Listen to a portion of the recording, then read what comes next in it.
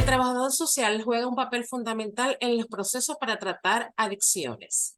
Por ello, el día de hoy vamos con nuestra segunda sesión, igualmente de la mano de nuestra facilitadora Carmen Parra, recordando que ella es trabajadora social con mucha experiencia en el área de adicciones.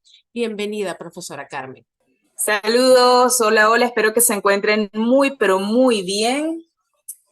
Dando continuidad al curso de trabajo social clínico en casos de adicciones, pues quiero darles la más cordial bienvenida a todos y todas los que estamos hoy participando en esta actividad. Hoy vamos a adentrarnos un poco más en este tema de abordaje desde la perspectiva clínica en el área de adicciones. Y pues nuestro trabajo, ustedes dirán, bueno, pero ¿por qué la primera lámina tiene que ver con consecuencias y no con las causas? Bueno, porque lo que primero encontramos o lo que primero vemos en la persona que atendemos son las consecuencias. Una persona que llega con signos de irritabilidad, con algunos comportamientos un tanto inadecuados, una familia que está padeciendo, que manifiesta estar padeciendo maltrato o situaciones de incomodidad, entre otras cosas, ¿no? Entonces, lo primero que nosotros encontramos en la persona en atención, la que se encuentra en situación de adicción, pues, son las consecuencias. Entonces, veamos qué consecuencias traen las adicciones en el individuo que estamos atendiendo. Yo quise clasificar esas consecuencias en las mismas áreas donde nosotros vamos explorando, ¿no?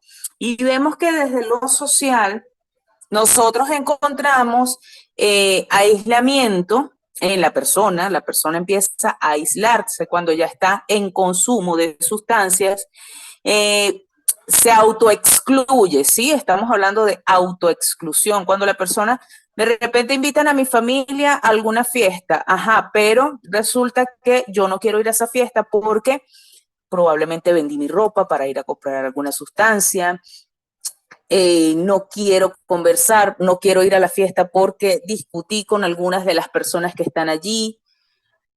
Digamos, hay varias cosas que generan que la persona se empiece a autoexcluir o simplemente prefieran estar en el consumo en vez de ir allí a alguna reunión, alguna fiesta, o prefieren estar jugando sus videojuegos, o prefieren estar en algún casino, ¿verdad? Entonces, hay autoexclusión. Encontramos también conflictos con la ley. Muchas personas me llegaban a consulta y tenían el beneficio de presentación, el beneficio de pernocta, es decir, que se encontraban bajo alguna medida legal y tenían que estar cumpliendo por haber cometido algún delito o alguna falta. Y bueno, posible ejecución de actos ilegales, la persona al no tener dinero para comprar las sustancias cada vez va sintiendo la necesidad de consumir aún más, o en el caso de las adicciones comportamentales, si tiene adicción, por ejemplo, a los videojuegos y quiere comprar un videojuego y gasta el dinero en ese videojuego, pero consigue otro más avanzado, quiere comprar ese otro, quiere comprar los recursos que venden en esos videojuegos como armas, vestimentas determinadas que muchas veces las venden en los videojuegos. Entonces, bueno, la persona empieza a tener una serie de gastos allí tremendos, entonces para poder cubrir esos gastos, empiezan a cometer algunos actos que no son nada adecuados. Muchas veces llegaban las madres a mi consulta y me decían, mira, es que mi hijo me vendió la licuadora. No, mira, es que mi hija me vendió la cocina, no sé cómo hicieron, la sacaron, la vendieron. Y eso pasa. Entonces, y eso pasa con la familia y eso pasa en la sociedad. Muchas personas atracan por estar o por querer cubrir esa necesidad de consumir o esa necesidad de satisfacer la adicción comportamental a la que estén sujetos, ¿no? En lo social son esas las implicaciones que tienen en el individuo. Una cosa que sí quiero destacar es que no toda la persona consumidora es delincuente, pero sí la mayoría de las personas que delinquen pues sí tienen bastantes condiciones de consumo. Vámonos, y también antes de avanzar en lo social, también vemos personas en situación de calle. ¿Por qué? Precisamente por el tema de la autoexclusión, ya no me siento digno de ir a mi casa, ya no me siento, o de mi casa me corrieron, porque también se da la exclusión social y la exclusión familiar. Bueno, me voy de la casa y termino en situación de calle, continúo en consumo, pero ya en situación de calle, convirtiéndose todo esto ya en un tema de hasta de salud pública, porque estamos afectando al entorno. En el área académica o laboral, pues por lo menos en el área académica encontramos deserción escolar en algunos adolescentes o niños que se inician en el consumo o se inician en adicciones comportamentales. Recordemos el ejemplo que les mencionaba ayer del adolescente que estaba adicto a los videojuegos y que ya no quería ir al colegio, pues allí había un tema grave de deserción, entonces hay unas consecuencias también en el ámbito escolar, lo mismo sucede con el ámbito laboral, ya no quiero ir a trabajar porque quiero seguir en consumo, quiero seguir con mi adicción comportamental.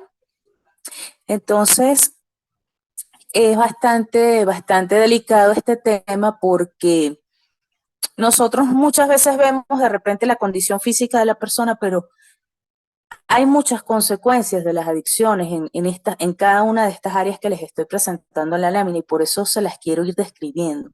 Fíjense que también puede pasar en el ámbito laboral que hayan despidos o que hayan suspensiones del trabajo y eso afecta la productividad en el lugar de trabajo, eso afecta tu reputación como persona, de repente renuncias a ese empleo o te corren de ese empleo, ¿verdad?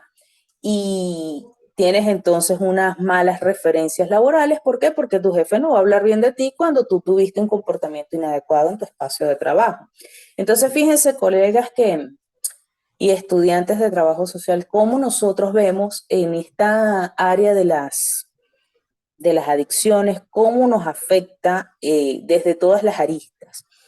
Desde lo familiar, fíjense que nos podemos encontrar nosotros en el estudio del caso con problemas relacionados a situaciones límites, es decir, encontramos al individuo en posibles conflictos con la ley, en situaciones de hurtos, robos, que no es lo mismo. Hurto es cuando yo agarro algo sin que nadie se dé cuenta y robo es cuando yo ya estoy agarrando algo, aunque la persona me vea, me ataque, yo tengo una reacción violenta. Entonces, hay ahí una diferencia en estos dos términos, por eso los menciono.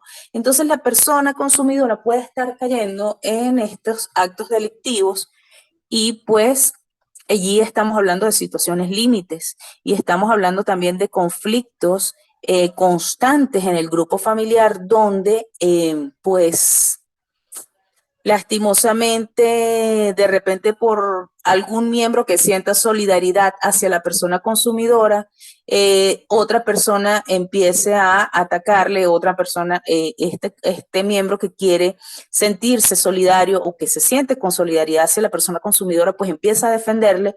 Hay ciertos conflictos o la persona consumidora tiene conflictos con todo el grupo familiar y pues se hace, como les dijera, bastante cuesta arriba la convivencia, ¿sí?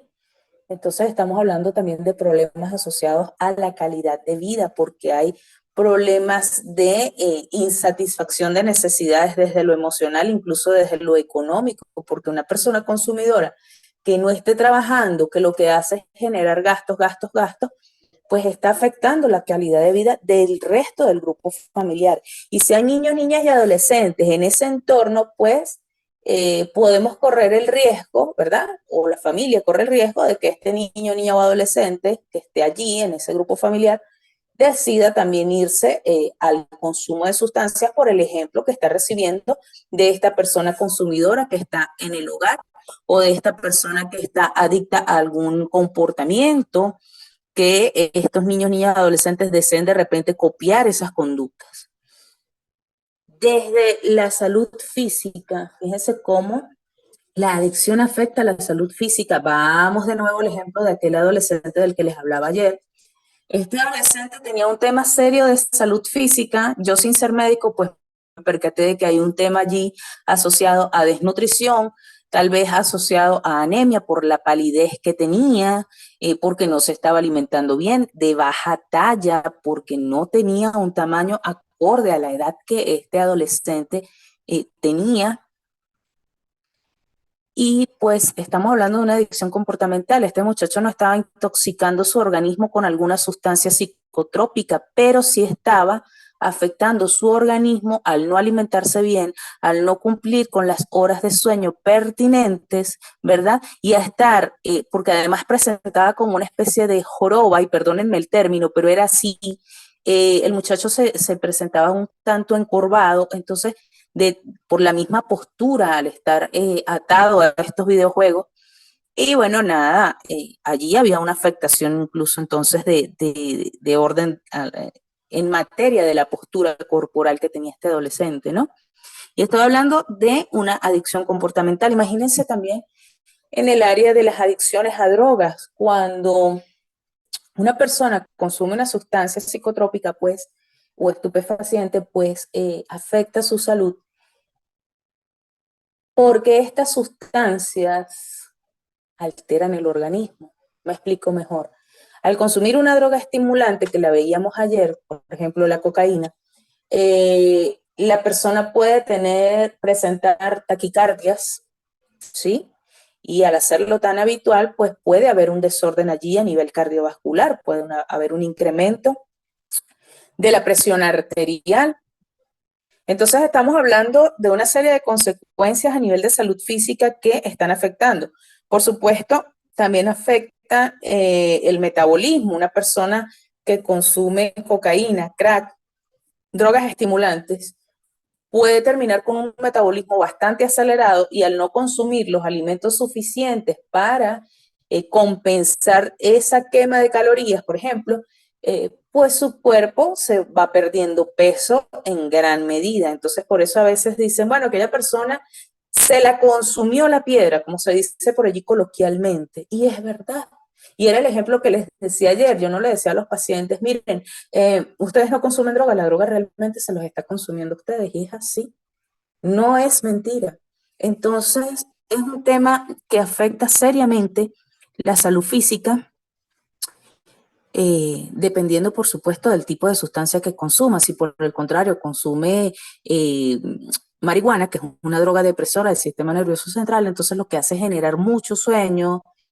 De repente puedes tener en algunos momentos hambre, pero en otros momentos sientes tanto placer con el consumo de esa sustancia que no necesariamente tenga deseos de alimentarse. Entonces allí también hay una afectación, y como es una droga que deprime el funcionamiento del sistema nervioso central, en vez de generar taquicardias, pudiera generar bradicardias, que es todo lo contrario, un ritmo bastante lento de las pulsaciones del corazón.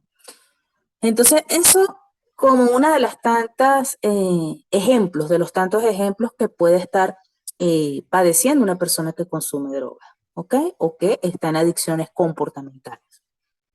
Desde la salud mental, estimados colegas, cuando nosotros nos vamos al área psicosociológica, nosotros encontramos que podemos tener pacientes con paranoia. Esto se genera especialmente cuando hay pacientes con consumo de drogas estimulantes. No significa que no suceda lo mismo con las alucinógenas o con las depresoras, pero muchos pacientes presentan sensaciones de paranoia, que todo el mundo los persigue, que todo el mundo los ve mal. Miren, en una ocasión tuve un pacientico que yo lo atendí una sola vez en un grupo, porque ese caso lo estaba llevando la trabajadora social del centro. Para ese momento yo era la directora, y el caso lo habían asumido obviamente la psicóloga y la trabajadora social, médico y el resto del equipo. Pero yo llevé un grupo y atendí a ese muchacho por primera vez. Bueno, chévere, yo tengo la costumbre de que cuando hago un grupo, me aprendo los nombres de los pacientes. Eso es algo que tiene que ver incluso con nuestra ética profesional, ¿ok? Es importante que la persona, partiendo desde el enfoque inclusivo, se sienta considerada llamándole por su nombre. Pero fíjense que Qué cosa que yo llego, me acerco a la recepción del centro y saludo a los muchachos, a los pacientes, a los familiares. Hola, buenos días, ¿cómo están? ¿Cómo se encuentran? Ajá, todo chévere. Veo al muchacho y veo todas las listas y yo, ay, bienvenidos, ¿cómo están? Hola, fulanito, le digo el nombre al muchacho y el muchacho me dice, mira, ¿y por qué tú sabes mi nombre? O sea, el muchacho tenía esa sensación de que todo el mundo lo estaba persiguiendo, de que todo el mundo lo estaba marcando, de que todo el mundo lo tenía identificado para algo. Y yo con la mayor naturalidad le dije, bueno, porque yo te atendí ayer en el grupo, ¿cómo no me voy a aprender tu nombre si fuiste bastante participativo? Además que lo que dijiste era bastante acertado. Ah, verdad, verdad. Entonces ya el muchacho bajó un poco el nivel. Todo es la forma en la que nosotros también nos manejemos con los casos. Pero sí, sí es bastante fuerte. Entonces fíjense que las adicciones, sean comportamentales o sean a drogas, afectan seriamente la salud mental de las personas. Por eso les decía el día de ayer que es un tema de salud mental. El tema de las adicciones está muy, muy asociado a la salud mental, más que de la física. Obviamente en la física pues hay la presencia de signos, de síntomas, pero afecta muchísimo, muchísimo la salud mental de las personas que están en esa situación. Entonces, tenemos esos casos de sensación de paranoia, hay casos que ya van desarrollando esquizofrenia. Creo que les mencioné ayer el ejemplo de algunos pacientes que durante la crisis acá en Venezuela, fuerte, fuerte esa crisis, no se conseguía la marihuana convencional y bueno, empezaron a consumir de esta marihuana modificada, esta droga semisintética, recordando los términos trabajados ayer, consumían marihuana modificada que tenía muchísima o que tiene muchísima mayor concentración de tetrahidrocannabinol, su componente activo, y este muchacho pues terminó, te estoy poniendo el ejemplo de uno, terminó con esquizofrenia y él llegaba a la consulta, era un muchacho muy amable, muy educado, muy respetuoso, pero ya cuando regresó, porque él tuvo una recaída, cuando él regresa ya con una esquizofrenia no controlada, no tratada, y tuvimos que hacer un trabajo allí de atención, orientación, referencia. Tuve que hacer un enlace con, acá tenemos el Hospital Psiquiátrico de Caracas, yo tuve que hacer un enlace con ellos para que me brindaran el apoyo para el tratamiento de este caso, para que, bueno, él recibiera la atención. Por supuesto, su mamá lo llevó y así se fue controlando esta enfermedad de esquizofrenia y esta enfermedad de la adicción. En el centro de rehabilitación donde yo trabajaba, pues se atendía el tema de la adicción y en el otro centro, pues el tema de su esquizofrenia. También tenemos muchos casos, muchísimos, con desarrollo de ansiedad o de depresión, entre otras condiciones de salud mental que la persona lamentablemente pues va adquiriendo. Una vez que nosotros exploramos estas situaciones de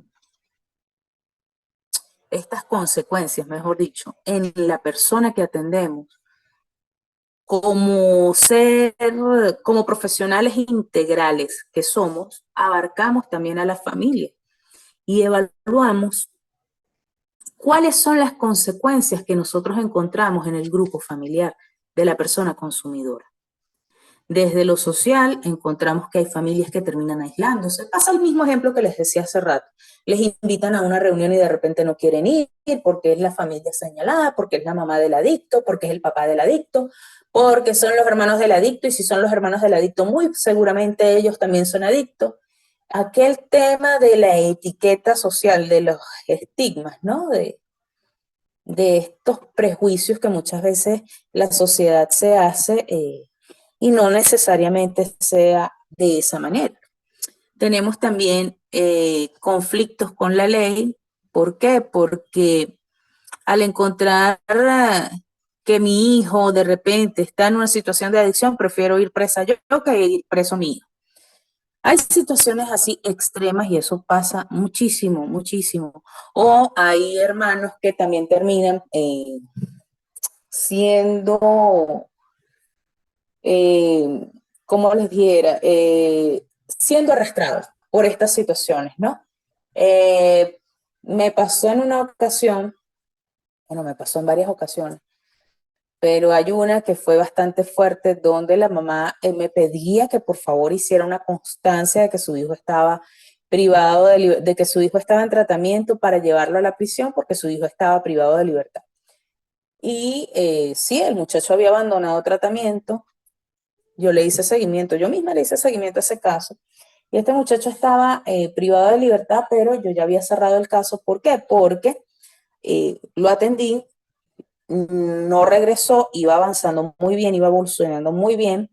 El chico decidió no acudir más a tratamiento y acá en Venezuela, pues, los centros de rehabilitación funcionan de manera voluntaria. Nosotros no somos policías para obligar a alguien a que acuda a tratamiento. Entonces, bueno, yo dije, bueno, el muchacho abandonó tratamiento, cerré el caso y dije, bueno, cuando regrese, que ojalá que lo haga, volvemos a abrir la historia clínica. El muchacho, bueno, decidió abandonar y después, bueno, la mamá es la que me busca a mí para que yo le haga esa constancia para que el muchacho salga en libertad. Pero lo que quiero decir es que las madres también terminan involucrándose, los hermanos también terminan involucrándose en estas situaciones de conflictos con la ley. No necesariamente la familia entre en conflicto con la ley, pero sí, obviamente, se salpica por esta situación de conflictos con la ley. Tuve otro caso de un paciente, un señor que tenía un hijo y el señor estaba en consumo y bueno, él mismo lo asumía, que él descuidaba a su hijo por ir al consumo. Este señor estuvo privado de libertad por haber cometido algunos delitos, eh, bueno, precisamente por el mismo consumo. El señor decide rehabilitarse, pero luego quien cae privado de libertad es su hijo. ¿Por qué? Porque su hijo vio el ejemplo del papá. Entonces, fíjense cómo esto es una cadena, desde lo social relacionado con lo familiar, eh, cómo todo se vincula, pero a la vez se afecta. Y es lamentable la realidad que estamos viendo. Yo digo que cada área de intervención que tiene el trabajador social es un tremendo reto. Y cuando estamos hablando del área de adicciones es un reto, es bastante delicado, es bastante fuerte.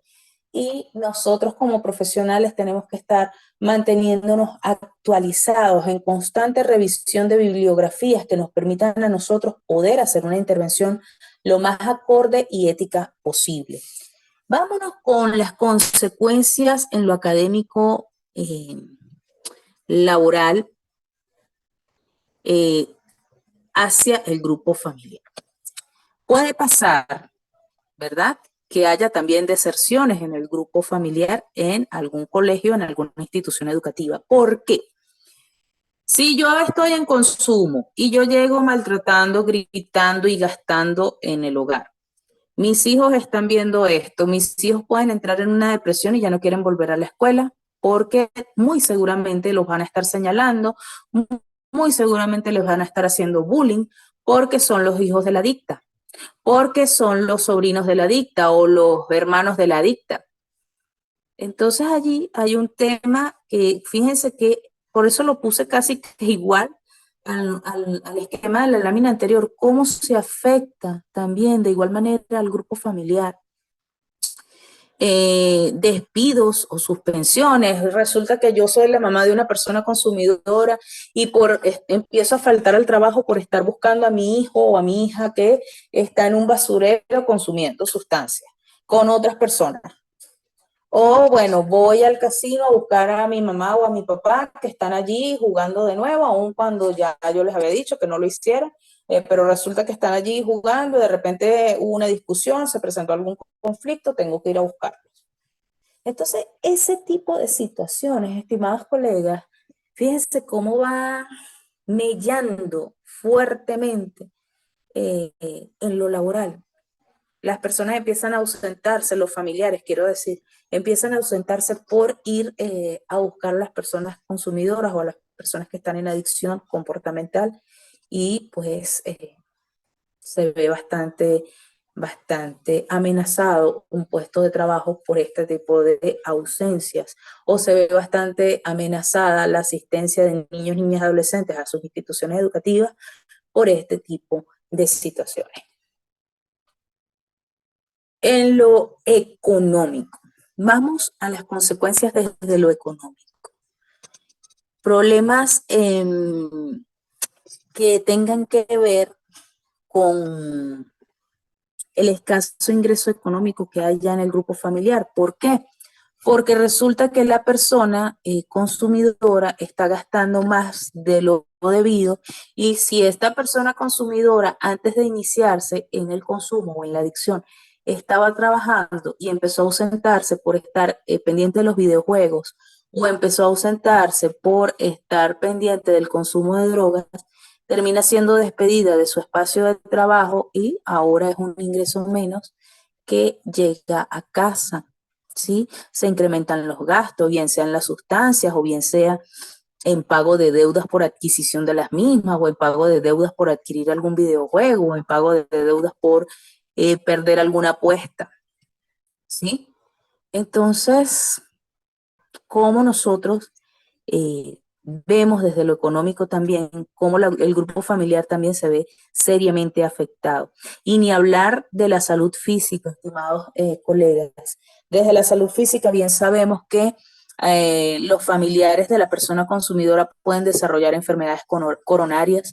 Tuve una mamá de un paciente con gastroenteritis porque la señora, por tanta angustia, por tanto nerviosismo, por tanta ansiedad, no se alimentaba, no quería comer, comía cualquier cosa, generalmente lo que primero encontraba, un pedazo de pan, lo que encontrara, no se preocupaba por cuidar su alimentación y terminó con una severa gastroenteritis. La señora también tuvo una CB. Esta misma señora tuvo una CB por andar con estas situaciones de estrés que le generaba la enfermedad de adicción a drogas, en este caso, que tenía su hijo. Entonces, fíjense que desde la salud física también hay bastante daño en la familia. Muchas madres que desarrollan constantemente dolores de cabeza, eso termina en una CB o en una hipertensión arterial, en taquicardia, cualquier enfermedad coronaria y, por supuesto, en enfermedades gastrointestinales. Desde el área de la salud mental, ni se diga también, porque encontramos grupos familiares que pueden desarrollar ataques de ansiedad, nerviosismo, preocupaciones por las preocupaciones constantes, de no saber dónde están sus hijos, sus hijas, dónde está su papá, su hermano, ¿saben? Y eso pues va mellando muchísimo, pudiendo terminar en una depresión, ¿sí? Y en un desgaste del grupo familiar. Si vemos todo eso a nivel macro, desde todo el grupo, desde todas las áreas en la familia, puede ser que que la familia tenga todas y cada una de estas consecuencias en todas estas áreas. Entonces, pues, por eso les digo, estimados colegas, trabajar con adicciones significa desarrollar habilidades para la vida, desarrollarnos en el área de primeros auxilios psicológicos y permitirnos a nosotros también eh, internalizar que debemos desarrollar tolerancia a la frustración. Cuando les decía ayer, cuando un paciente se nos muere, cuando algún familiar muere, porque también vi familiares morir en todo este proceso, madres que fallecieron y no terminaron de ver a sus hijos del todo rehabilitados.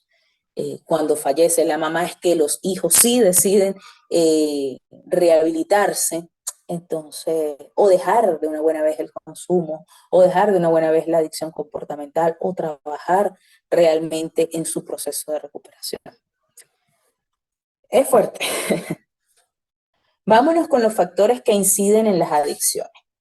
Cuando tú le preguntas a un paciente, mira, ¿por qué te iniciaste en el consumo? Muchos, en su gran mayoría, te dicen, por curiosidad, quería saber qué se sentía. Y entonces nosotros como trabajadores sociales empezábamos a indagar de dónde nacía esa curiosidad. Bueno, porque veía a mi papá fumar cigarrillo, yo quería prender el cigarrillo, muchas veces mi papá me decía, préndeme el cigarrillo, y yo iba y le prendía el cigarrillo. Y allí me gustaba el olor del cigarrillo. Estoy poniendo un ejemplo de los más comunes. Y otra de las cosas muy comunes que también pasan estimados colegas, y ustedes lo saben, ustedes muchas veces lo habrán visto, que de repente papá o mamá está consumiendo, vamos a suponer, una cerveza, y estoy tomando, y tengo a mi bebé al lado, una niña chiquitica o un niño chiquitito, y le doy de probar de esa sustancia. Ay, no, para que, sobre todo los niños, un tema también hasta un tema cultural asociado al machismo, ¿no? Bueno, para que sea más hombre que pruebe la cerveza. Y así pasa, y así pasa. Entonces, el niño, por tener esa curiosidad, papá o mamá, las figuras de autoridad, de cuidados además, le permiten esto o le ofrecen esto para que sea más hombre, para que sea más machito. Allí estamos generando un daño. Entonces, bueno, muchas veces nuestros muchachos llegan a consultas por esta curiosidad, por estos ejemplos que veían, por esta cosa de querer saber qué se siente, ¿sí? Querer ver a los demás, por el ver a los demás, entonces yo quiero también probar. Otra de las causas sería también evadir realidades. Yo tengo conflictos con mi pareja, me voy a jugar videojuegos para olvidarme de esta realidad que estoy viviendo y me aíslo en una burbuja que tiene que ver con los videojuegos. O yo estoy despechada o despechado eh, y me voy a algún lugar donde vendan licor y voy y me dedico a tomar y a escuchar una música determinada con mi grupo de amigas o mi grupo de amigos y a tomar y a brindar por ellas o por ellos aunque mal paguen, ¿verdad? Y eso lo estoy diciendo de una manera coloquial porque así lo vivimos, porque así lo vemos. Forma parte incluso de una naturalización de esto. Entonces, no necesariamente sea, porque estoy poniendo el ejemplo del despecho, no necesariamente se genera una adicción allí, pero pudiera ser la puerta de entrada. No lo sabemos. ¿Cuántas personas no atendí yo? Yo atendí varios casos de señores, sobre todo, que entraron en una depresión terrible por haberse separado de una pareja y terminaron en un despecho, que ese despecho terminó fue en depresión, ¿sí?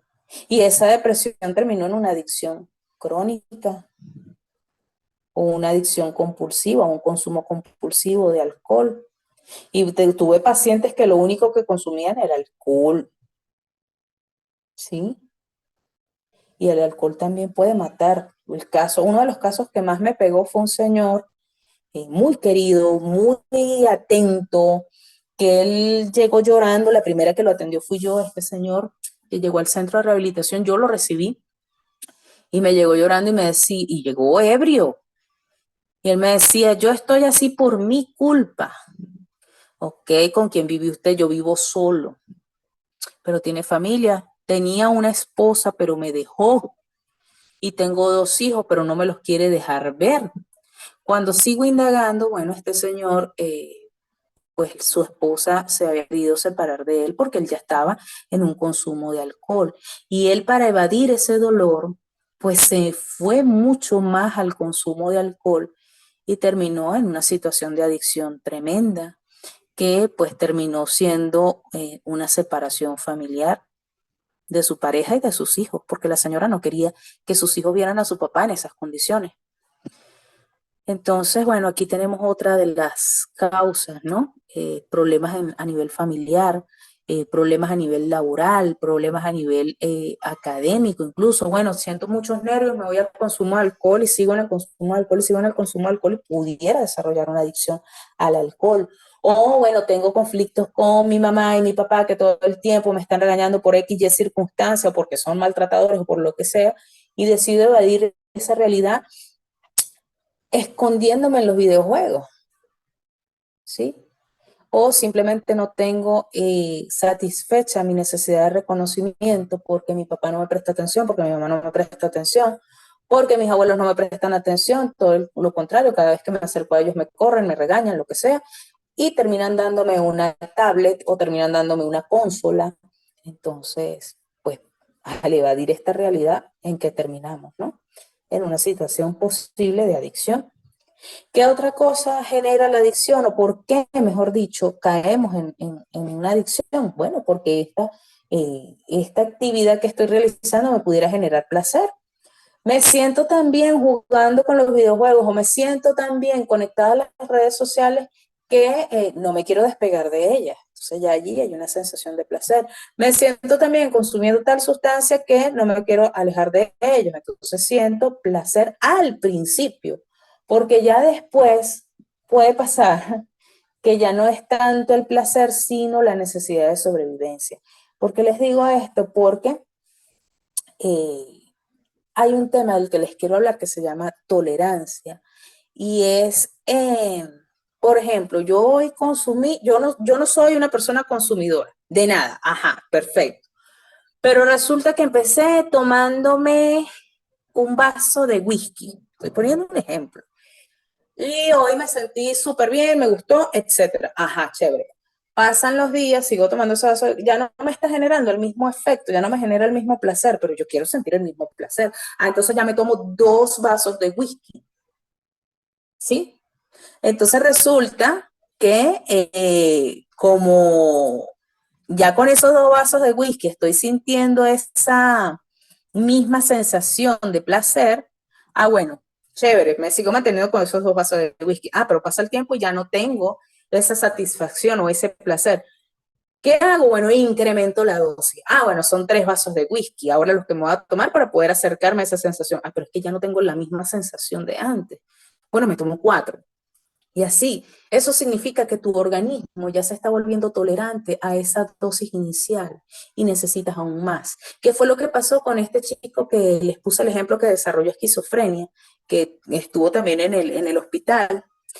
Y este chico pues tenía una dosis específica del consumo de marihuana y cuando consume la misma dosis de Crispy, que es marihuana modificada, pero es la misma cantidad de miligramos que tomaba de la otra, pues por supuesto su cerebro no aguantó y terminó desarrollando esta enfermedad.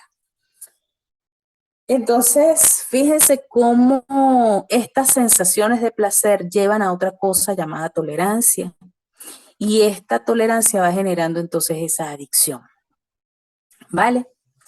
¿Qué otra cosa incide? Bueno, lo que les decía, ¿no? Conflictos a nivel intrafamiliar o de pareja. Bueno, tengo problemas con mi pareja, me voy al consumo de alcohol. Tengo problemas con mi pareja, me voy a la adicción comportamental, la que sea. ¿Sí? Tengo dificultades para tener relaciones sexuales con mi pareja porque mi pareja no quiere o porque yo no quiero, porque siempre estamos terminamos peleando y yo termino siendo adicto a la pornografía. Ah, caramba. Entonces, hay un tema allí. Fíjense cómo los conflictos intrafamiliares también inciden en el consumo o en una adicción comportamental. Invitación de amigos o presiones de grupo. Estimados colegas, como trabajadores sociales nosotros sabemos que el ser humano es un ser interacción, un ser relación, ¿verdad? No es un ser aislado. Generalmente estamos habituados a estar socializando con el entorno. Resulta que yo me hago mi grupo de amistades, pero resulta que mi grupo de amistades está consumiendo alguna droga. Ah, yo quiero también encajar con ellos porque si no yo soy la sometida, si no yo soy la tonta, si no yo soy la que no se arriesga. Y entonces empiezo a asumir ese tipo de etiquetas que el grupo me empieza a realizar, ¿no? ¿Por qué? Porque me dicen, ah, mira, tú eres aburrida, tú eres esto, tú no te arriesgas, tú eres sometida o sometido. Los muchachos me decían que sus amigos les decían a ellos que eran unos mente débil. No, tú eres un mente débil. ¿Por qué? Porque no se iban al consumo de esta sustancia. Y era más popular el que se consumía mayor tipos de sustancias, mayor cantidad de sustancias, pero también diversas sustancias, es lo que quiero decir. Entonces, era el más popular, el que más consumía, el que variaba en el tipo de drogas que consumía. Entonces, fíjense cómo la presión de grupo también incide mucho en el comportamiento de las personas, de los individuos, especialmente adolescentes, niños, jóvenes, que, que ceden ante estas presiones, ¿no? Entonces, bueno, el trabajo está orientado a el fortalecimiento de las habilidades para la vida, sobre todo de la autoestima. Si yo me quiero, no me hago daño. Si yo me quiero, no acepto presiones de grupo que me vayan a afectar. Y por supuesto, problemas de autoestima, que es lo que les estoy diciendo. Yo no me quiero, yo no me valoro, yo no me respeto, yo voy al consumo de cualquier sustancia o a la ejecución de cualquier adicción comportamental, aunque más adelante me pueda hacer daño, ¿sí? De repente ustedes conocen a alguien que esté a su alrededor y les diga, mira, yo sé que el cigarrillo me hace daño, pero no lo voy a dejar porque me gusta. Estoy poniendo un ejemplo muy común porque yo lo escuché de dos personas muy cercanas a mí. Y yo les decía, bueno, pero tú te quieres. Yo sí me quiero, pero yo no voy a dejar de consumir el cigarrillo. Entonces no te quieres porque te estás haciendo un daño. Una de estas personas lamentablemente falleció por un edema pulmonar obstructivo crónico en el Hospital Universitario de Caracas. Una señora que toda su vida estuvo en el consumo de cigarrillo, era lo único que consumía. Le tenía mucho aprecio a esa señora porque era una de las que bastante me aconsejaba. Trabajaba conmigo en el centro de rehabilitación y esta señora fallece por un edema pulmonar obstructivo crónico. Y cuando la fui a visitar, en una de las visitas que le realicé, ya estaba dependiendo de una bombona de gas, de oxígeno, pues, y ya me lloraba y me decía, tú tenías razón, lamentablemente ya no se puede hacer nada. Y pues así fue, a los pocos, al mes más o menos de eso que ella me dijo, falleció la señora. Entonces, bueno, fíjense cómo la droga mata. Y hay gente que te dice, y es un concepto que yo no me permito aceptar, que te dicen, no, están las drogas blandas y las drogas fuertes. Todas las drogas son fuertes, ¿sí? Solo que hay unas que afectan de una manera más acelerada, tal vez, pero el alcohol genera una adicción tal que puede matar a las personas. Este señor que les ponía de ejemplo, que me llegó llorando al servicio, a la consulta, este señor, él se recuperó de una manera increíble. Visitaba a sus hijos, me echaba el cuento que sus hijos habían aprobado el año escolar, que bueno, todo bello, todo maravilloso. El médico se lo dijo, usted recae, usted se muere. Bueno, lamentablemente el paciente recayó y al poco tiempo pues el señor falleció. Entonces, y lo único que consumía este señor era alcohol, ¿sí? Entonces, por eso les digo, yo he visto muchas cosas en el área de las adicciones en estos 7 años que estuve trabajando allí y de verdad les digo, muchachos, muchachas, eh, es bastante fuerte y creo que por donde debemos empezar es por fortalecer al individuo, trabajando su autoestima. Yo no les digo que les hagan psicoterapia porque no somos psicólogos, pero si prestemos los primeros auxilios, orientemos al paciente en función de fortalecerse desde lo interno, acudir a terapia psicológica para que termine de desarrollar sus fortalezas desde lo interno y nosotros también acompañándoles en todo ese proceso. Bueno, como les he estado conversando, las adicciones tienen similitudes y aquí les presento algunas, ¿no? No significa que sean todas o que sean las únicas, hay muchas más. Pero les estoy presentando las que pude identificar durante el desarrollo de estos contenidos, ¿no? Dependencia. Cuando ya hay adicción, hay dependencia. No significa que porque yo juegue hoy, no sé, Free Fire, una cosa de esto, un videojuego de estos, perdónenme mi ignorancia en el área, pero supongamos que yo empiece a jugar esto, el Free Fire, que es lo que más escucho. Eh, y yo juego hoy, chévere, me gustó, ajá, ok, lo jugué hoy, de repente en 2 días lo vuelvo a jugar, de repente en otros 2 días lo sigo jugando y así, pero si pasan dos meses y yo no lo juego, no pasa nada, no hay una adicción, no hay una dependencia, simplemente jugué en esos momentos y ya. Si de repente yo me metí en el TikTok hoy y vi de repente una hora de videos, de microvideos que pasan en el TikTok. Ah, bueno, ajá, pero aquí en Venezuela han habido varios apagones. Supongamos, se fue la luz, duró todo un día sin el servicio eléctrico aquí el sector. Ah, bueno, yo puedo estar realizando una manualidad, yo puedo estar tranquilamente limpiando la casa o acariciando a mis mascotas, regando mis plantas, no sé, cualquier cosa y no me pasa nada. Ahora, si empiezo a desarrollar una ansiedad tremenda, me empieza una tembladera, me empieza la necesidad per se de que tengo que ver el TikTok, estoy poniendo un ejemplo, porque sí, bueno, ya va, estoy teniendo un síndrome de abstinencia. Entonces allí hay una dependencia, no estoy controlando el deseo, ¿sí?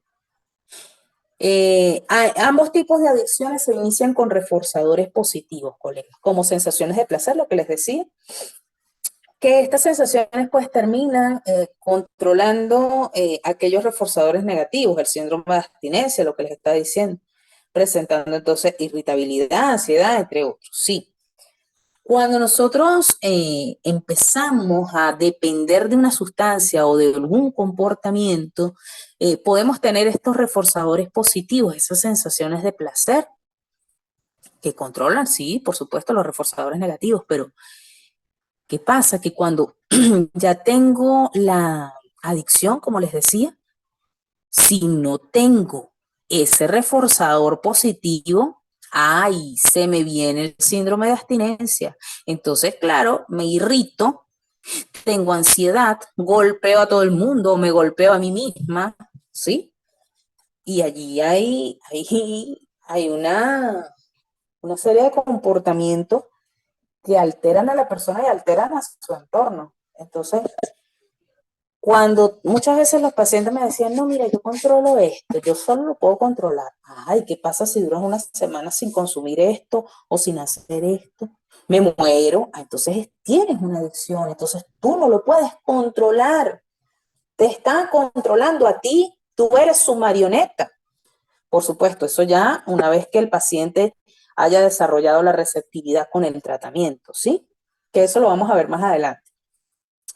Otra de las semejanzas es la dificultad para desarrollar conciencia de enfermedad, que es lo que les estoy diciendo. Conciencia de enfermedad es que yo esté clara que tengo una enfermedad. Y en función de eso, me cuido. En función de eso, me alejo de lo que me haga daño. Y es muy difícil trabajar esta conciencia de enfermedad con los pacientes que están en adicción. ¿Por qué? Porque vuelvo a lo mismo, te responden de esa manera, yo controlo eso, yo puedo solo. Y eso no es ninguna enfermedad, yo no soy ningún enfermo o yo no soy ninguna enferma. Esas son las respuestas que tú recibes de los pacientes y tú también tienes que desarrollar, insisto, habilidades para la vida en función de que tú no puedes engancharte con un paciente. Y eso es una de las cosas que nosotros tenemos que tener claras. Tú eres el profesional, la otra persona que estás atendiendo es el paciente, ¿ok? Tú no puedes tomarte nada a título personal. Tú tienes que escuchar al paciente y orientarle, pero sin engancharte.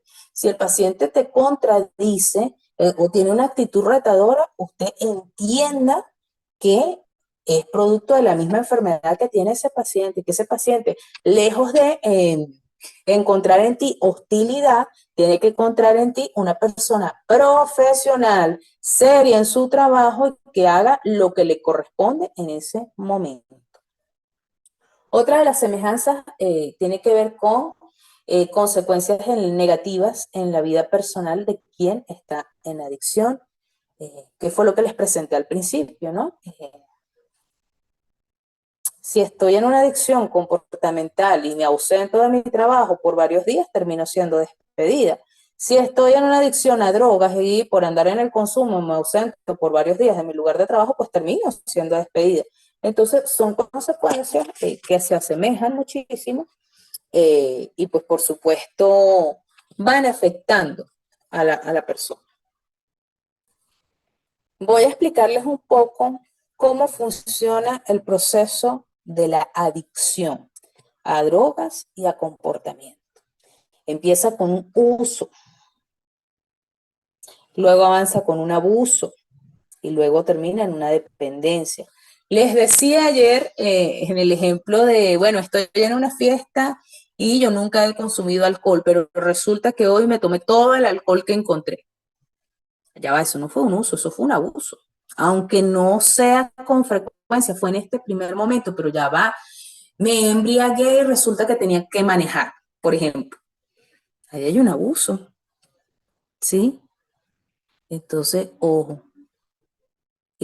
muchas veces iniciamos desde el mismo abuso, Sí, porque en ese primer momento sí empecé consumiendo un poco, pero luego otro poco y luego otro poco hasta que perdí mi sano juicio, por decirlo de alguna manera, y terminé de repente conduciendo, mi visión ya no es la misma, mi equilibrio no es el mismo y puedo tener un accidente fatal para mí o para otra persona. ¿Cuántas noticias no hemos visto, estimadas colegas, donde fallece una persona porque en un accidente de tránsito porque el conductor o la conductora iba eh, ebrio o ebria?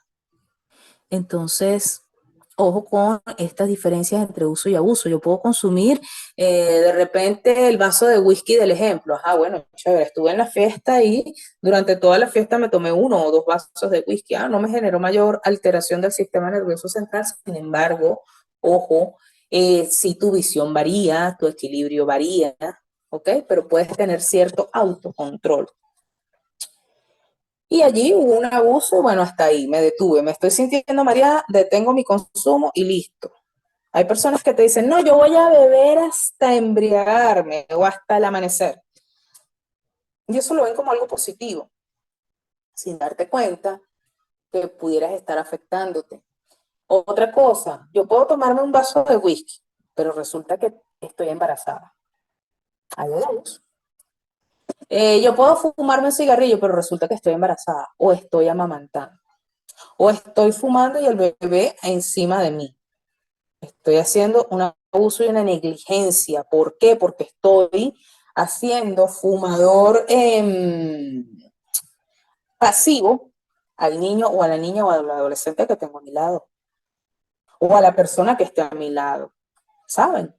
Muchas veces vemos personas que fuman un cigarrillo, por ejemplo, y no se dan cuenta que están afectando al que está alrededor. Por eso es que acá, afortunadamente en Venezuela, pues tenemos esta resolución 030 de espacios libres de humos de tabaco, que hay personas que no la cumplen, bueno, ese es otro tema, pero sí está una ley una resolución legal que permite, que evita que hayan personas consumiendo cigarrillos en ciertos lugares, entonces la persona decide dónde se puede sentar, por ejemplo, área de fumadores, área de no fumadores. ¿Sí? Pero allí hay que evaluar bien antes de definir una situación. Tenemos también la dependencia, que es lo que hemos estado hablando. Cuando ya no me veo sin estar consumiendo la sustancia o realizando esta actividad comportamental que me generó la adicción. ¿Cuáles son los factores de riesgo que inciden en el consumo de drogas o en las adicciones comportamentales? Miren, baja autoestima, que es lo primerito que les coloco ahí. Cuando yo no me quiero, cuando yo no me valoro, cuando yo no me respeto, difícilmente o fácilmente, mejor dicho, puedo caer en el consumo de alguna droga o puedo caer en alguna adicción comportamental. El débil manejo de habilidades sociales o de habilidades para la vida. No saber decir que no puede ser un factor de riesgo tremendo. Si alguien te ofrece algo y tú por educación terminas recibiéndole para quedar bien con las personas, con el entorno, para incluso ceder ante presiones de grupo, entonces allí no estás teniendo asertividad, que es una de las habilidades para la vida, ¿no? Si yo no soy asertiva, si yo no sé expresar mis opiniones, si yo no sé decir que no, mira, termino de repente aceptando una sustancia que me pueda estar haciendo daño. O termino yo cayendo en un accionar de videojuegos constantemente y puedo desarrollar adicción. ¿Sí? A nivel individual, otro factor de riesgo es la depresión. Si yo estoy en depresión, puedo caer fácilmente en una adicción que me genere cierto placer o que sea lo único que me genere cierto placer y me refugio allí.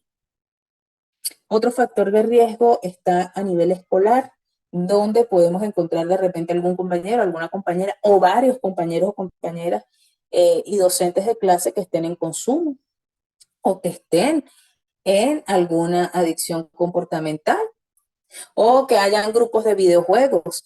Yo no sé si ustedes han visto, bueno, me imagino, seguro sí lo han hecho, estos retos que hay en las redes sociales de que si no haces esto, entonces eres lo peor de lo peor. Y eso pasa incluso desde lo escolar. Hay grupos que se asocian en función de crear retos o de crear, sí, estos comportamientos o estas acciones constantes y puedan terminar todos en una adicción comportamental y no se dan cuenta porque no lo identifican o porque no saben que han desarrollado esa adicción comportamental. No sé si me estoy explicando. Lo que quiero decir con esto es que hay grupos en la escuela que pueden estar en consumo de alguna sustancia y yo por querer encajar, pues simplemente cedo o están en estos videojuegos o en estas actividades comportamentales y yo termino también integrándome en estas actividades y yo soy quien pudiera estar desarrollando adicción y los demás de repente juegan es una vez a la semana, 2 veces a la semana, pero yo ya me enganché y lo estoy haciendo todos los días, por ejemplo. A nivel familiar, bueno, por supuesto, si hay violencia intrafamiliar, si hay miembros de la familia en adicción, si hay carencia de normas de convivencia, pues fácilmente yo puedo caer en una adicción. Ojo, no significa que todos los casos sean así, por supuesto, hay familias donde hay este tipo de situaciones y puede ser que el individuo tenga una autoestima bastante alta porque su escuela fue un factor más bien de protección y se fortaleció fue en la escuela y aunque tenga un grupo familiar violento o en adicción o no haya normas, pues la persona terminó internalizando cosas favorables y le permitió de repente no caer en alguna adicción. Pero sí digo que mientras más violencia haya en el hogar, mientras más, si vemos algún miembro de la familia que está en adicción, yo veo ese ejemplo, muy probablemente pudiera yo también caer en el consumo de alguna droga o en alguna adicción comportamental. Un factor de riesgo a nivel comunitario, bueno, igual, vecinos en adicción, ventas de sustancias psicoactivas cercanas, lugares comunitarios destinados al consumo. ¿Por qué pongo esta parte de lugares comunitarios destinados al consumo? Muchas veces estamos en algún barrio, en algún sector popular y tenemos una cancha, pero esa cancha deportiva se hizo o se construyó con fines deportivos y recreacionales, pero resulta que allí es donde están las personas, se reúnen y consumen, porque tuve varios casos así, entonces, y vi varias canchas así, entonces, bueno, a nivel comunitario tenemos esos factores de riesgo, fiestas comunitarias donde hay consumo, o reuniones donde se hacen estas apuestas, estos juegos de azar, y bueno, de repente los niños están viendo esos ejemplos en los papás, en los vecinos, que además de apostar están consumiendo alcohol, entonces allí pudiera haber una mezcla de adicción a drogas y adicción comportamental, porque resulta que no hay fin de semana que las personas no se reúnan para estar realizando sus apuestas, entonces gastan el poco dinero que tienen en esas apuestas, en bebidas alcohólicas, en esos compartires que no necesariamente sean sanos, porque estás perdiendo tiempo valioso con tu familia para estar en ese tipo de actividades. Y lo digo desde la perspectiva del trabajo social, donde nosotros tenemos que trabajar en función de la mejora de realidades, del bienestar social y del fortalecimiento de la calidad de vida familiar y por supuesto comunitaria. Y a nivel social, factores de riesgo bastante fuertes y bastante naturalizados lamentablemente. Posturas favorables a las adicciones. A veces estoy viendo alguna película y de repente dicen, ay, me drogué. Ah, jaja, qué divertido. O, ay, tengo una plantación de X, de la marihuana, por ejemplo. Y, ay, es divertido. Entonces se ha naturalizado tanto estas posturas favorables a las adicciones, ¿sí? Que es un tremendo factor de riesgo. Si nosotros estamos viendo este tipo de películas con nuestros hijos al lado, nuestras hijas al lado, pues vamos a fortalecer las orientaciones necesarias para que nuestros niños, niñas, adolescentes, jóvenes, no vayan a caer en alguna adicción. ¿Ok? Nadie está exento de las adicciones, insisto con esto. Medios de comunicación que transmiten mensajes alusivos al consumo de drogas o a las adicciones comportamentales, como canciones que ya te lo dicen descaradamente, mira, no, yo fui a tal lugar y bueno, chévere, lo pasé de maravilla, consumiendo tal cosa y consumiendo la otra cosa, entonces te pasan el video y están en pleno consumo y en plenos comportamientos que no deberían ser los más idóneos, ¿no? Entonces estamos hablando de adicciones a pornografías, adicciones al sexo, pero también adicción a drogas. Entonces vuelvo a lo mismo, hay una adicción allí mixta, drogas y comportamientos. Y por supuesto, el uso inadecuado de las redes sociales. Yo he escuchado adolescentes que te dicen, mira, yo tengo a mi mamá bloqueada, a mi papá bloqueado, y uno dice, caramba, es tan bajo el nivel de confianza que hay en el grupo familiar que la adolescente o el adolescente prefiere confiar en un extraño que pudiera ser un pedófilo que confiar en su papá y en su mamá porque de repente tienen ciertos conflictos y tienen diferencias en el área de la comunicación. Y esa es otra de las cosas que nosotros como trabajadores sociales debemos atender. ¿Cómo está la comunicación a nivel intrafamiliar? ¿Cómo hacer para fortalecer ese proceso comunicacional en el abordaje que nosotros estamos realizando? Vámonos con los factores de protección. Igual que la lámina anterior. A nivel individual, autoestima. Una persona con alta autoestima con alta autoestima es una persona que puede resistir a una recaída, es una persona que puede resistir ante el consumo de alguna droga o ante alguna adicción comportamental. Me quiero, me valoro, me respeto, hago lo mejor para fortalecerme, doy lo mejor de mí para mí. Habilidades sociales, siempre trabajar las habilidades sociales con cualquier caso que usted atienda. ¿Sí? Yo cada vez que doy clases en la universidad, a cada grupo que asumo le doy su clase de habilidades sociales, de habilidades para la vida, donde están las sociales, las cognitivas, ¿sí? Y las emocionales. ¿Por qué? Porque si yo no me trabajo desde lo interno, ¿cómo puedo trabajar hacia los demás? Tenemos que internalizar esto y, por supuesto, trabajar esto con nuestros casos que se encuentran en situación de adicción. Cómo aprender a decir que no, cómo ser asertivos, cómo ser empáticos con tu familia que está sufriendo porque te está viendo mal. Por ejemplo, ¿cómo promuevo en ti el autoconocimiento? Les hablaba ayer de un instrumento que yo utilizaba que se llama la autobiografía, donde la persona empezaba a identificarse y empezaba incluso a saber cómo se llamaba. Entonces, son cosas que van fortaleciendo a la persona, al individuo, desde lo interno, ¿verdad? Y por supuesto, va desarrollando habilidades en función de no recaer. Desde lo escolar, ¿qué encontramos como factores de protección? Compañeros o compañeras de clase y docentes con posturas en contra de las adicciones, donde se imparten valores, donde se trabaja el tema de resiliencia, donde se trabaja el tema incluso de proyecto de vida, donde se van desarrollando en los estudiantes ese deseo de establecerse metas a corto, mediano y largo plazo, ¿sí? Para su fortalecimiento. A nivel familiar, ¿qué cosas son factores de riesgo? Bueno, una adecuada existencia de normas de convivencia donde se respete lo que diga mamá, donde se respete lo que diga papá, pero también donde se respete lo que yo diga, donde se escuche mi opinión como niño, niña, adolescente o joven, ¿sí? Sin caer en el adultocentrismo y, por supuesto, trabajando una comunicación adecuada y efectiva entre sus miembros, ¿sí? Donde haya un sistema arraigado de valores, ¿sí? Donde estas personas se estén fortaleciendo. Eso es un factor de protección. A nivel comunitario, bueno, ¿qué les digo? Grupos organizados en actividades deportivas.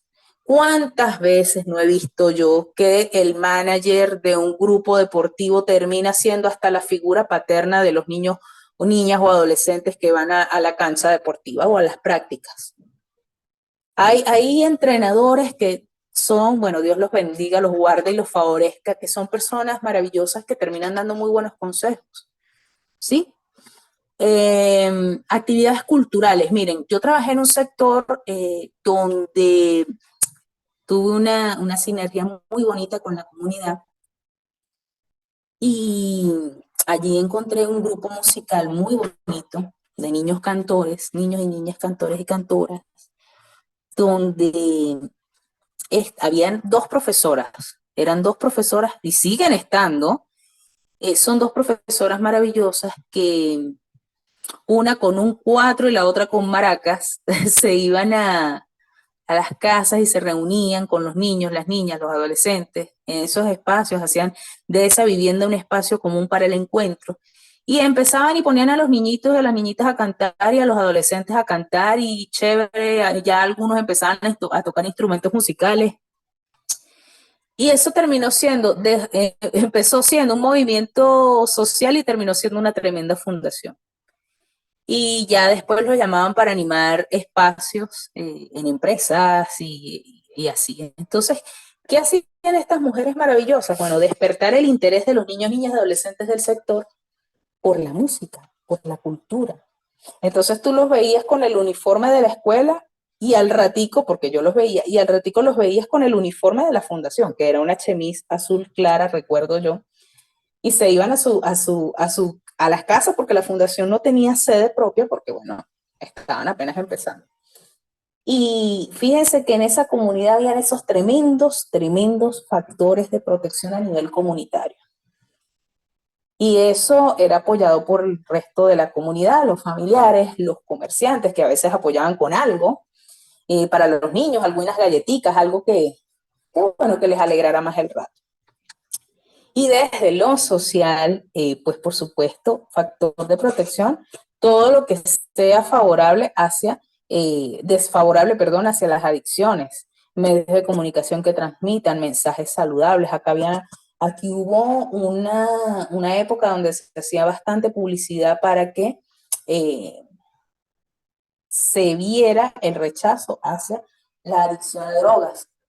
Y de verdad que esa campaña fue bastante, bastante buena, bastante interesante. El uso adecuado de redes sociales, donde mi papá y mi mamá puedan ver lo que yo publico, tengo una adecuada comunicación con mi familia y puedo publicar cosas en mi Facebook. Yo también veo niñas en el Facebook, que no debería, pero bueno, hay niñas y adolescentes o niños y adolescentes que tienen sus redes sociales, pero allí está la mamá. A veces publican cosas y enseguida etiquetan a la mamá.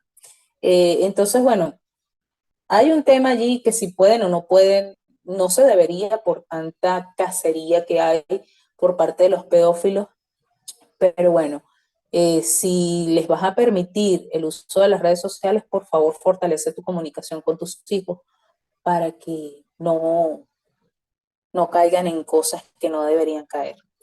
Nosotros como trabajadores sociales tenemos que estar muy alerta con este tipo de cosas, indagar cada cosa. Cuando atienden un niño, niña o adolescente, bueno, tienes Facebook, tienes esto, y tu mamá está allí, claro, de una manera adecuada vas realizando la entrevista, pero sí es importante que indaguemos todo ese tipo de cosas. Hay cosas que los niños, niñas, adolescentes te dicen a ti y no se las dicen a papá y a mamá, o no se las dicen al psicólogo que les está atendiendo, o al abogado que les pudiera estar entrevistando, ¿sí? Yo atendí un caso hace poco de una niña de 11 añitos que me decía que ella estaba consumiendo, ¿cómo es que se llama este dispositivo? El vapor. Y ella lo utilizaba. Y eso no lo sabía nadie, ni su mamá, ni su papá, ni nadie. Ella me lo manifestó a mí en entrevista. Por supuesto, le hice una pequeña explicación digerible para su edad de las consecuencias, porque ella ya sabía de cómo funciona el dispositivo, cómo le fortalecía, entre comillas, su red de vínculos sociales. Pero le expliqué, mira, el daño que le estaba generando eso a ella, para que ella misma fuese internalizando y ella terminó manifestándole eso a su papá, que fue el adulto de mayor confianza que ella tenía. Por supuesto, ya su papá tomó las medidas, conversé yo con la psicóloga, hicimos un abordaje allí bastante, bastante interesante, pero nuestro trabajo también es en función de que el individuo que estemos atendiendo haga conciencia del daño que se pudiera estar haciendo. Entonces, cuando les presento los factores de riesgo, que son estos que tienen acá, y les presento los factores de protección, que son los que les acabo de hablar, es porque es necesario que nosotros identifiquemos qué factores de riesgo tiene el caso que estamos atendiendo para trabajar en ello, pero también identifiquemos los factores de protección que podamos tener para apoyarnos en ellos. ¿sí? Avanzamos. ¿Cómo es el tema este del tratamiento? ¿Cómo es el tema de las fases? Bueno, se los estoy presentando así, porque como les decía hace unos minutos, el tratamiento se da paso a paso. ¿Cómo? Empezando porque el paciente se adapte a la realidad que está viviendo, se adapte a que está en un tratamiento, que se adapte a que en el cumplimiento de ese tratamiento hay que hacer una serie de tareas, hay que respetar un conjunto de normas, ¿sí? Y ese proceso de adaptación se lleva su tiempo, pero mientras nosotros vamos trabajando esa parte, el equipo médico y de enfermería va trabajando el tratamiento del síndrome de abstinencia. Dependiendo de la condición del paciente, dependiendo del daño que haya generado la adicción comportamental o la droga que haya estado consumiendo, allí van el equipo médico haciendo su intervención. Puede pasar que la persona tenga un consumo compulsivo tan fuerte que no te va a prestar atención en la entrevista. Entonces no lo entrevistes en ese primer momento, deja que se adapte y deja que el tratamiento farmacológico vaya haciendo su efecto. Porque tú no vas a meter, por ejemplo, a una terapia grupal a un paciente que tiene síndrome de abstinencia, porque no te va a escuchar. Sencillo. Entonces, deja que la persona, de acuerdo a su tiempo y a su organismo, se vaya adaptando al tratamiento. Luego sí nos vamos a la fase del reconocimiento, donde la persona empieza a ir identificando que tiene una enfermedad.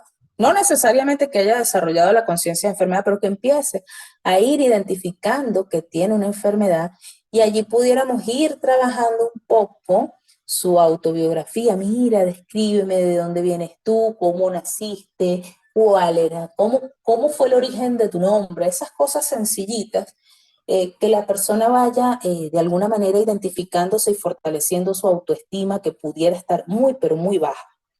¿Sí? Muy seguramente la autoestima de la persona que estés atendiendo esté muy, muy baja. ¿Por qué? Porque una persona que está en adicción se habitúa o se acostumbra, lamentablemente, o naturaliza el hecho de que le estén diciendo tú no sirves para nada, tú eres una carga, tú no ayudas en nada, y puede ser que efectivamente la persona, pues no, por a raíz de su enfermedad, como cualquier persona que se enferma, por ejemplo, hay una persona que está hospitalizada, ¿cómo va a trabajar?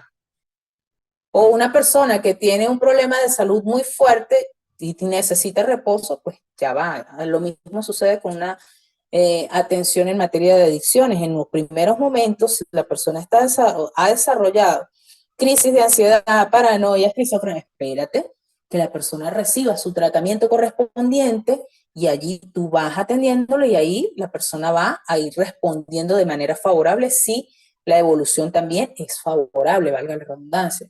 Entonces, vemos en esta fase de reconocimiento que ya la persona se ha adaptado al tratamiento, ha internalizado ciertas normativas, ha internalizado que debe tomarse su tratamiento y ya va fortaleciéndose, reconociendo un poco cómo debería ir evolucionando. Puede pasar que en la fase de reconocimiento la persona recaiga, porque la recaída, estimadas colegas, forma parte del mismo tratamiento. No significa que sea lo ideal, pues por supuesto que no, nadie quiere que un paciente recaiga, ni siquiera el mismo paciente. Pero puede pasar y si recae, usted le sigue atendiendo y punto. Le sigue atendiendo. Si usted ve, nosotros teníamos en la fundación donde estábamos, teníamos una premisa: si el paciente sigue recayendo constantemente o incumple constantemente las normas, lo remitimos a otro centro de rehabilitación. Tal vez el estilo profesional o el criterio, sí, el estilo profesional no le esté funcionando, o tal vez él lo que está queriendo es de repente manipular, que también puede pasar. Y bueno, vamos a referirlo a otro centro. Y así pasa. Nos pasó con un caso de un muchacho que él, wow, manipulador como él solito, muy joven, y él recaía. Ya él había avanzado, él iba por la tercera fase del tratamiento. Y él recayó varias veces, le decía mi reina a una de las profesionales, cosa que no debía pasar porque no puede haber una transferencia. Y bueno, hicimos la intervención allí, decidimos, bueno, referirlo a otro centro. Bueno, este joven empezó a decirle a una de las profesionales, no me quiero ir, después le dijo a la otra, después habló con otro profesional. Así fue hablando con todo el mundo y cuando llegó a mí, pues también quiso, pero ninguno de los profesionales todos hablábamos el mismo discurso, le respondíamos de la misma forma. Como él no pudo lograr su objetivo, ¿verdad?, de convencernos de mantenerlo allí en este centro, nos llevó a su mamá. Y su mamá también quiso hacer lo mismo. También nos pusimos firmes, afortunadamente, como un bloque, todo el equipo multidisciplinario, y terminamos refiriéndolo en el otro centro de rehabilitación, y en el otro centro de rehabilitación sí se ajustó a las normas. ¿Por qué? Bueno, porque vivía más lejos de su zona de residencia, sabía que iba a haber una consecuencia, que no iba a ser tan favorable para él. Entonces, bueno, él decidió de verdad ya tomar en serio su tratamiento. Es un tema que a veces los mismos pacientes empiezan a sabotearse y es un tema de que nosotros tenemos que tener claridad en que si algo no está funcionando de lo que yo estoy haciendo, bueno, lo puedo remitir a otro centro, no hay ningún inconveniente. Todo en función de que el paciente esté bien, todo en función de que el paciente realmente se recupere. Digo esto porque a veces queremos ser nosotros los que lidericemos de repente una rehabilitación y eso no es así, porque nosotros tenemos que abocarnos a la solución. Pasa lo mismo con un paciente cuando va a un hospital, está un equipo, pero bueno, mira, resulta que no está el especialista puntual que es el que va a atender este caso específico. Bueno, vamos a referirlo. Eso hacen los médicos. Y eso también lo debemos hacer nosotros. Igualmente sucede con los psicólogos. Los psicólogos están atendiendo un caso, pero si ven que no está funcionando o si ven que hay un indicio de transferencia, mira, te refiero. Es un tema hasta de ética profesional. Entonces, una vez trabajado el tema del reconocimiento con nuestros casos y si pasa alguna recaída en cualquiera de las fases, porque puede haber, fíjense lo que pasó con el paciente que egresó del tratamiento, el señor que estaba simplemente adicto al alcohol.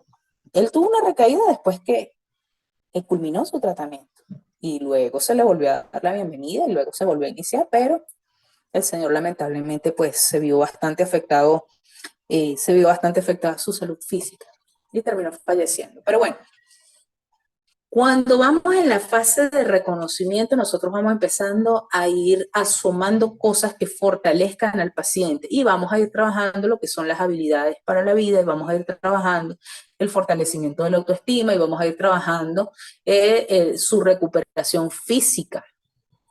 El médico muchas veces los mandaba, o la doctora muchas veces los mandaba a caminar, a hacer ejercicio. Y ellos decían, pero es que yo lo que necesito es que me limpien la sangre, ¿no? Y el doctor les explicaba, tu sangre se limpia en la medida en que tú hagas ejercicio, que tu cuerpo naturalmente se vaya desinfectando. Eso dependiendo, por supuesto, de la condición de salud de cada uno de los pacientes y eso lo determina el especialista en el área, que es el médico. Viene la fase del fortalecimiento, donde ya allí, una vez que se trabaja autobiografía, habilidades para la vida, fortalecimiento a nivel familiar, ya empezamos a trabajar con ellos lo que tiene que ver con su proyecto de vida. Enseñarles a vivir sin necesidad de estar en adicción. Tuve un caso que me llegó, que me decía, yo no estoy consumiendo nada, yo tengo 10 años limpio, porque esa es su manera de hablar. Tengo más de 10 años limpio. ¿Y por qué viene si tiene más de 10 años limpio? Le decía yo. Porque es que yo no sé qué hacer ahora. O sea, yo he estado trabajando de aquí para allá, de allá para acá, pero no me hallo. Cuando te dicen no me hallo, pudiera haber una posible recaída. Entonces, él no quería recaer, porque si quisiera recaer no hubiese pedido ayuda. Entonces, es importante que pidió ayuda y se le atendió y empezamos a trabajar con él el proyecto de vida. Y él nos decía, mira, yo nunca había hecho un proyecto de vida. Bueno, le explicábamos, el proyecto de vida es flexible, el proyecto de vida es de acuerdo a tus intereses, no es algo que yo te imponga, el proyecto de vida tiene que ser objetivo, es decir, cosas que de verdad viable, cosas que de verdad tú puedas lograr, objetivos realmente realizables. Y allí trabajamos. Ese paciente entró directamente en la fase de fortalecimiento. ¿Por qué? Porque era una persona que tenía 10 años sin consumir, duró como 2 días en adaptación, una cosa así como para que conociera las normas del centro, y ya después a los grupos de fortalecimiento para que él fuese trabajando e identificando que podía tener una vida libre de adicciones y tener una vida mejor, partiendo del merecimiento, mereces estar mejor. Y luego, por supuesto, la quinta y última fase que tiene que ver con el monitoreo, el seguimiento, lo que nosotros le denominamos el seguimiento, de cómo va evolucionando, de cómo está ya, cómo le está yendo, ya empezó a meter currículum la persona, ya empezó o inició su parte académica, o inició de repente algún emprendimiento, porque muchos pacientes terminaban con emprendimientos. Hubo una abuela de un paciente que nos enseñó a tejer. Y esta paciente, una de estas pacientes, terminó haciendo unos bolsos espectaculares y ya ella tenía su emprendimiento. Entonces, fíjense cómo, claro, estoy hablando de experiencias exitosas, por supuesto hay pacientes que se quedan en la recaída y otros que fallecen, pasan muchas cosas, pero cuando un paciente llega a la fase de monitoreo y cierre, hay que hacer precisamente ese seguimiento importante para ver cómo ha ido desenvolviéndose la persona. Y por supuesto ya hay que hacer un cierre para que la persona no quede enganchada con la institución, para que la persona no dependa de una institución, ¿sí? Y en este sentido, pues allí culmina el tratamiento. Estas fases las estoy trayendo de acuerdo al manual de tratamiento del Sistema Nacional de Tratamiento de las Adicciones que hay acá en Venezuela, que fue emitido por la SUNAT. Y también ese manual se apoyó con la teoría, con los conceptos de Prochaska y Di Clemente de la espiral, de acuerdo a la espiral de cambio. Entonces, bueno, básicamente estas fases se las estoy trayendo de acuerdo a estos dos textos. Nosotros como trabajadores sociales en el área de adicciones, también es importante que trabajemos la prevención. Yo cuando estaba en este centro, yo decía, bueno, aquí hay trabajo social desde los 3 niveles de atención y aplicando diversos modelos de intervención. Y en el ámbito comunitario, pues, hacía muchas actividades preventivas. Y, pues, parte de estas actividades preventivas tenían que ver con la identificación de factores sociales de protección a nivel comunitario, como por ejemplo los equipos de béisbol, los equipos de softball y los grupos culturales como esta fundación de niños y niñas cantores. También me apoyé mucho porque esta comunidad tenía cerca un parque, tiene cerca un parque y tiene cerca también un museo espectacular donde, bueno, se hacían varias cosas. Yo varias veces me llevé a los pacientes para allá a ver las exposiciones que habían. Yo les decía a los coordinadores, por supuesto, eso tenía que haber una articulación estratégica con los directivos del museo, que se hacía, y eso era parte de nuestro accionar, donde ya más bien nos esperaban. Les decía, mira, tal día voy con los muchachos. Buenísimo. Una vez los muchachos, fíjense cómo resultó el engranaje tan interesante. Una vez los muchachos terminaron pintando el parque, algunos espacios del parque, algunas paredes, algunos muros. El director del parque nos consiguió la pintura, bueno, consiguió la pintura para su parque, pues, pero lo que no tenía era apoyo con mano de obra. No fuimos todos, ahí estaban todos, desde el director del parque y yo como directora del centro de rehabilitación, estábamos todos, nos fuimos con la ropa más cómoda y a pintar, todos pintando. Terminamos de pintar y el director había organizado una sopa y resulta que las señoras del parque eran las que estaban haciendo la sopa. Eso terminó siendo lo que fue como un servicio comunitario, terminó siendo un compartir bastante interesante donde los pacientes se sintieron incluidos, donde los directores estábamos allí disfrutando la actividad, porque realmente eso fue más un disfrute.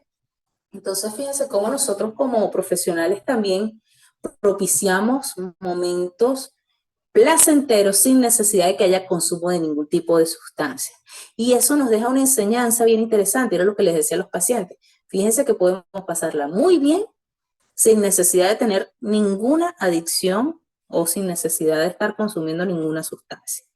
Y los muchachos pues terminaban reflexionando de que efectivamente era así, porque ¿qué pasa con nosotros los trabajadores sociales? Que a todo tenemos que sacarle una reflexión y a todo le tenemos que sacar un aprendizaje para los casos que estamos atendiendo. Y por supuesto en esa actividad también participaron los familiares. Terminó siendo también una actividad de fortalecimiento familiar, porque no hubo discusiones, la pasaron chévere, se recrearon todos y todas. Entonces fue un momento bastante bonito. Fíjense cómo nosotros desde nuestras articulaciones, desde nuestro trabajo, podemos generar transformaciones reales de realidades. Vámonos con la prevención, porque ya me fui hacia la anécdota y que iba dejando por fuera este tema de la prevención. La prevención tiene que ver con la ejecución, precisamente, como dice la lámina, de una serie de acciones abocadas aquí, a evitar situaciones favorables, en este caso, situaciones favorables a las adicciones, ¿verdad? Reducir la edad de inicio de la adicción.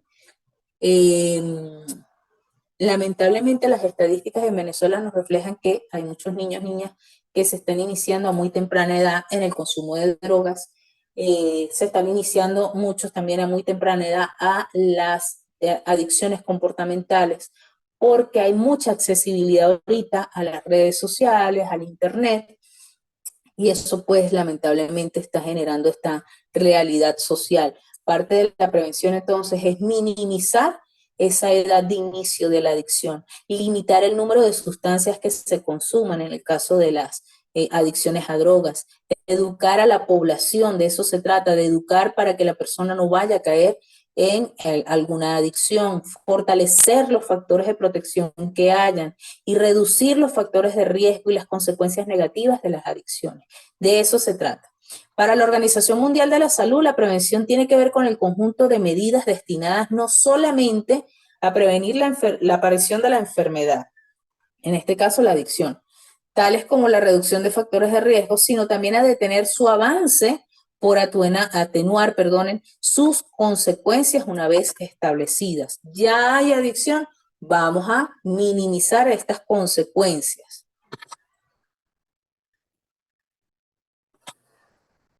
Disculpen que me adelanté. Hablemos, por favor, de los niveles de prevención, y esto se los traigo de acuerdo al modelo que plantea Becoña, que tenemos 3 niveles de prevención. La prevención universal, que va dirigida a la población en general sin criterios de exclusión. ¿Sí? Tengo tales talleres preventivos a tal sector, no tengo excluida a ninguna parte de la población. Prevención selectiva, y en esta sí hay criterios de selección, donde puedan existir grupos de riesgo. Por ejemplo, estoy preparando un material preventivo para adolescentes en la unidad educativa tal, donde en las adyacencias hay ventas de sustancias psicoactivas. Bueno, ya hay un criterio donde pudieran existir grupos de riesgo. No necesariamente los adolescentes estén en alguna adicción o en algún consumo, pero pudiera pasar, ya hay un criterio. Entonces hay que abocarse antes de que suceda. Y la prevención indicada, que ya va dirigida a un subgrupo concreto de la comunidad o de la población, que suelen ser consumidores o que ya tienen problemas de comportamiento. ¿Sí? Entonces, mira, ya allí hay consumo, vámonos para allá a hacer actividades preventivas para reducir las consecuencias de la adicción. ¿Qué hacemos entonces nosotros los trabajadores y las trabajadoras sociales con la prevención de las adicciones? Repito, trabajar el tema de las habilidades para la vida, sociales, cognitivas y emocionales. ¿Sí? Trabajarlas, estudiarlas y trabajar en función de eso. Considerar las características de la población que estamos abordando. ¿Cómo es la población? ¿Cuál es su edad? ¿Cómo debe ser entonces el lenguaje que debo utilizar para hacer esas actividades preventivas, ¿sí? Por eso es importante caracterizar a la población que vamos a atender. Diseñar proyectos comunitarios, laborales, escolares, entre otros, dependiendo del área donde usted se encuentre. Por ejemplo, en mi caso, yo estaba atendiendo casos de adicción, pero también iba a las escuelas, pero también estaba trabajando de la mano con la comunidad. ¿Qué hice yo en esa comunidad? 2 veces el diagnóstico local participativo. El primer año, los primeros años fui recolectando información y haciendo alianzas estratégicas con los movimientos sociales, con los jóvenes que estaban organizados, con la iglesia católica, con la iglesia cristiana evangélica, porque también había una iglesia cristiana evangélica allí, o sea, con todos los actores sociales que pude, ¿sí? Con las personas del Consejo Comunal, los voceros del Consejo Comunal, y también había, bueno, estaba la fundación, estaba la gente del museo, estaba la gente del parque, y nos reunimos todos en un espacio e hicimos ese diagnóstico local en conjunto, lo construimos y fuimos trabajando en función de ese diagnóstico. Claro, teníamos el diagnóstico, construimos el plan de acción, donde cada quien tenía sus responsabilidades y cada quien apoyaba desde su área. Luego del año actualizamos ese diagnóstico local participativo y por supuesto hubo un impacto favorable, donde, insisto, cada uno de los actores sociales se fue empoderando de esa acción. Entonces, cuando digo esto, diseñar proyectos comunitarios, sí se puede. Ustedes dirán, bueno, pero es que es difícil. Claro, yo no estoy diciendo que sea fácil, pero también digo, nosotros como trabajadores sociales y trabajadoras sociales tenemos herramientas que recibimos en nuestra formación académica, en nuestro pregrado. Nosotros en la universidad vemos siempre el tema de lo que es metodología, el tema de lo que es planificación, en qué consiste, cómo debemos hacerlo. Tenemos herramientas para construir un diagnóstico local participativo, tenemos herramientas para el manejo de conflictos en una comunidad, tenemos herramientas para fortalecer las alianzas estratégicas de cada uno de los actores sociales. Yo tuve en esas 2 reuniones de diagnóstico al líder de la Iglesia Católica y al líder de la Iglesia Cristiana Evangélica. Y tuve líderes y lideresas de ambas posturas políticas que hay acá en Venezuela, porque para nadie es un secreto que aquí hay posturas políticas que cada persona tiene y que pudieran haber diferencias bastante fuertes y que pudiera generarse algún conflicto. Pero eso no pasó, porque la gente, cuando se reúne en función de intereses comunes, se pueden lograr los objetivos, ¿sí? Y si es en mejora de su realidad, pues aún más van a participar. Nosotros como trabajadores sociales tenemos esas herramientas. Por eso es que muchas veces alguien te dice, no, yo soy trabajador social. Ajá, pero ¿dónde estudió usted trabajo social? No, bueno, de la vida. No, hay una formación metodológica, hay una formación académica que nos va dando las herramientas para hacer la intervención profesional. Y por eso es que nosotros siempre tenemos que trabajar de la mano la teoría y la práctica. Siempre, siempre, siempre. E ir registrando lo que vamos haciendo. Avanzamos. ¿Cuáles son los espacios para la prevención, estimados colegas y estimadas colegas? En primer lugar, la familia. Nosotros tenemos una ley orgánica de drogas acá en Venezuela que el artículo 17 establece que todos y todas estamos obligados a realizar actividades preventivas del consumo de drogas. Pero también yo les diría que estamos también obligados a prevenir cualquier tipo de adicciones, nosotros, especialmente nosotros como trabajadores sociales. ¿Y cómo lo vamos a hacer? Bueno, ¿cuáles son los espacios? Desde la familia, cuando te llega un caso, no necesariamente que esté en situación de adicción, pero que pudiera haber algún riesgo, por eso les mostré los factores de riesgo, que pudiera haber algún riesgo de adicción. Bueno, vamos a hacer algunas estrategias para trabajar en función de fortalecer a los individuos que atendemos, pero también a sus grupos familiares para evitar que la persona que atendemos esté cayendo en alguna posible adicción. Lo mismo sucede en la escuela, con las actividades preventivas, igualmente en el área comunitaria, igualmente en el ámbito laboral. Muchas veces podemos ver que nuestros compañeros de trabajo se están yendo muy seguido al consumo de algunas sustancias, vamos a celebrar y vamos a hacer esto, y ya se les puede volver un hábito. Ah, mira, ya nos estamos habituando Ah, ¿qué pasa si un fin de semana no lo hacemos? Ah, bueno, no, no pasa nada. Ah, bueno, chévere, no hay adicción, pero, ay, no, me muero, entro en crisis. Ah, bueno, puede ser que alguna de las personas pudiera estar desarrollando una adicción. Tuve un caso también donde un paciente fue a la consulta precisamente porque sus compañeros de trabajo fueron quienes vieron que el paciente ya estaba dependiendo totalmente del consumo de alcohol y de otras sustancias. Y su jefe lo quería tanto porque era buen trabajador, era un hombre responsable, respetuoso, muy colaborador además. Y el jefe mismo fue y lo llevó al centro de rehabilitación.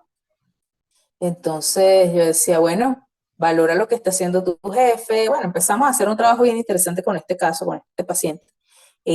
Pero fíjense cómo en el trabajo ya se dieron cuenta cuando ya era tarde, cuando el paciente ya estaba en adicción. Tuve también un caso, una situación donde me llamaron de un centro, donde me decían, mira, estoy viendo varios trabajadores que están como en depresión, con ciertos conflictos, ¿será que ustedes pueden ir a hacer algún taller preventivo? Y bueno, sí, lo hicimos y varios se manifestaron luego al privado y me decían, mira, yo necesito una orientación. Ah, bueno, los invitaba al centro y hacíamos algunas sesiones, por supuesto, de psicología y atención de trabajo social, donde el paciente, la persona pues ya iba un poquito más fortalecida y eso evitaba que estas personas afortunadamente hubiesen caído en el consumo de drogas en aquel momento, ¿sí? Que era lo más, que era hacia donde se estaba apuntalando, específicamente el consumo de alcohol, a la adicción al alcohol. Entonces, pues desde el ámbito laboral también podemos hacer actividades preventivas, desde grupos determinados, grupos como equipos de softball que pudieran, que al final terminan de repente celebrando con alguna sustancia y de repente terminan con otra y otra y otra sustancia. Estoy poniendo un ejemplo, no estoy diciendo que quienes practican ese deporte específicamente lo hacen porque no necesariamente es así. O sea, puede pasar con un equipo de béisbol, con un equipo de fútbol, con X, ¿sí? Entonces, bueno, pudiéramos hacer algunas actividades con estos grupos determinados y por supuesto, a partir también de los medios de comunicación, pudiéramos hacer también campañas publicitarias preventivas. Nosotros como trabajadores sociales mostrar también lo que se hace en función de prevenir. En varias ocasiones, afortunadamente, tuve la oportunidad de participar en programas radiales donde me invitaban a hacer este tipo de actividades preventivas, donde llegaban a cierta población, donde cierta población llamaba a las emisoras radiales y bueno, simplemente se les remitía al centro de rehabilitación para, bueno, simplemente hacerles la atención que les correspondiese. Entonces, espacios para la prevención, estos que tenemos acá.